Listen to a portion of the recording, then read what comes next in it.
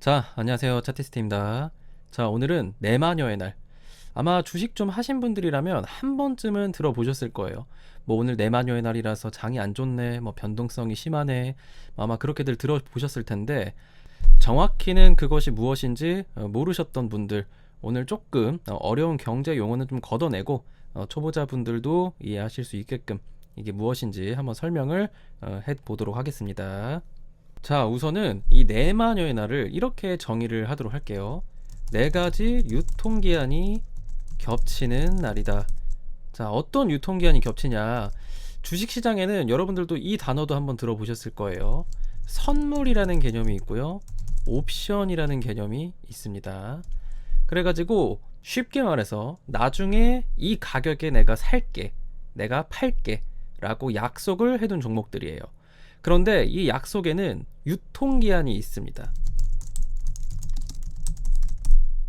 자, 그래서 그 약속이 뭐냐? 주가 지수에 대한 선물과 옵션 두 가지가 있고요. 개별 주식에 대한 선물과 옵션 이렇게 두 가지. 그래서 도합 네 가지 약속이 있습니다. 그래가지고 이 네 가지 약속이 공통적으로 끝나는 날이 딱 1년에 4번 있어요. 그래서 그게 언제냐? 3월, 6월, 9월, 12월 두 번째 주 목요일. 이게 바로 내마녀의 날이라고 불리는 일자의 정체들입니다. 자, 그래서 여러분들이 궁금하실 것 같아요. 그럼 이게 뭔데? 이 약속이 뭔데? 주가가 이렇게 요동을 치느냐? 여러분들 혹시 그거 보셨어요?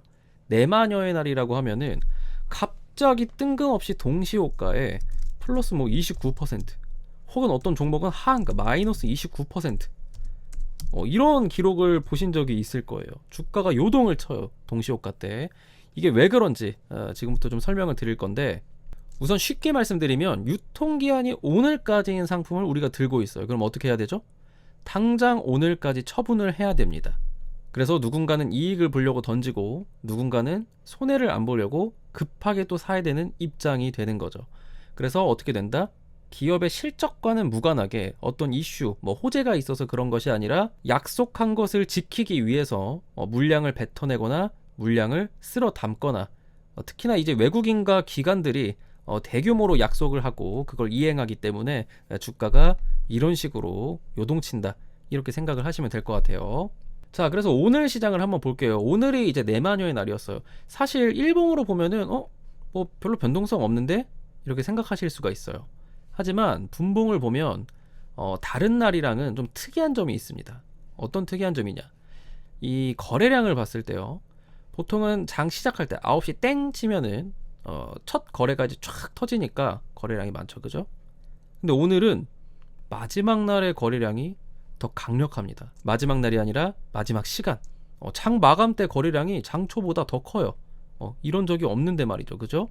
보통 9시에 거래량이 제일 많은데 장 마감 때 거래량이 한 번에 폭발적으로 터집니다. 왜?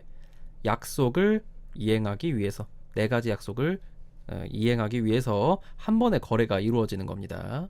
자, 그래서 이 내마녀의 날, 이게 대충 이제 뭔지는 알겠어요. 그럼 이거를 어떻게 매매하는데 적용을 할 수 있느냐, 그걸 좀 설명을 드리도록 하겠습니다. 자, 우리가 매일같이 사용할 수 있는 건 아니에요. 약간 운이 따라줘야 되고, 뭐 사용할 기회가 있다면 너무나 행복한 일일 텐데, 자, 대표적으로 이 한진칼 종목을 한번 얘기해 보도록 할게요. 제 기억 속에는 한진칼 이 종목이 내마녀의 날에 항상 극심한 변동성을 보여줬어 가지고 기억이 남는데, 자, 요 날을 한번 보도록 하겠습니다. 이 날이 날짜로 따지면 2024년 3월 14일이에요. 목요일이고요. 여기서 이야기했던 3월 달의 두 번째 주 목요일이 되겠습니다. 자, 이날도 이제 내마녀의 날이었는데 이 종목은 원래 한 6만 원대에서 놀던 종목이었어요. 근데 이제 동시호가 마감을 땡 치니까 갑자기 거래량도 없이 그냥 동시호가 때의 그 잠깐의 거래로 15%를 상승하는 기염을 토하게 됩니다. 이 종목이 그렇다고 중소형주냐? 아니요. 시가총액이 조 단위가 되는 우량 기업입니다. 자, 그래서 이유도 모르게 막 이걸 추격 매수하시는 분들도 있고 잘 됐다 싶어서 파시는 분들도 있고, 그죠? 그런데 그 다음날 어떻게 돼요?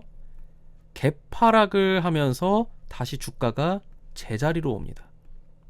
다시 6만원 이 언덕까지로 내려와요. 자, 말도 안 되게 상승을 했다가 다음날 말도 안 되게 하락해서 제자리로 온다. 자, 내마녀의 날이라서 주가 기업과는 상관없이 펀더멘탈과 상관없이 당장 쓸어 담아야 되는 외국인과 기관들에 의해서 무지성 상승이 나왔다가 다시 주가가 다음날 도로 제자리로 가는 거예요. 자, 그래서 이걸 어떻게 이용할 수 있냐? 만약에 내가 들고 있는 종목군이 내마녀의 날 동시호가 때 이것처럼 뭐 15% 혹은 뭐 상한가 이렇게 만약에 가격이 매겨져 있다, 이러면 무조건 매도를 하고 추후 다음 거래에 매수를 해서 다시 그 수량을 챙기시면 돼요. 왜냐면 가격은 무조건 다시 원래대로 돌아옵니다.